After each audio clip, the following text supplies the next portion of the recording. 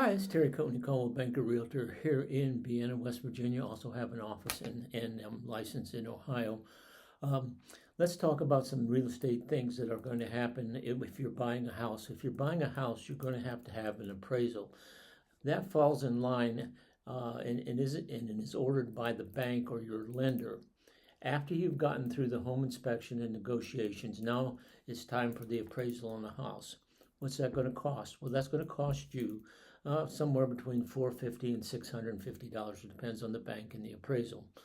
And the appraisal will go in and appraise the house according to the type of loan that you've got.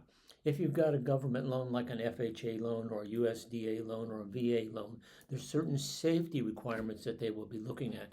They'll be looking at some of the basic things like the foundation, the electrical, the roof, and so forth. And then also some other things that are important. In the VA loan, they'll look for ground fault interrupting and receptacles.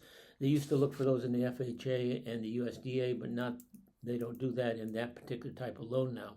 They'll also look to make sure that there's safety, that you have handrails up wherever there's steps, and that if you have a certain height on a porch or a deck, that there has to be handrails there to prevent children from falling out, and that railing has to be a certain height.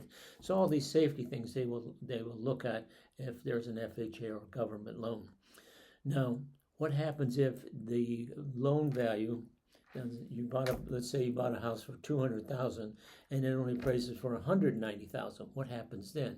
Well, if you read the section in the contract about appraisals, it gives you the right, most likely, to then negotiate and ask the seller, if you still want the house, to lower his price. And the seller then has the right to say, no, I don't want that. And then you have the right to walk away, or at the same time, you have the right to say, okay, I'll put more money down to cover the difference between the appraisal and the loan costs.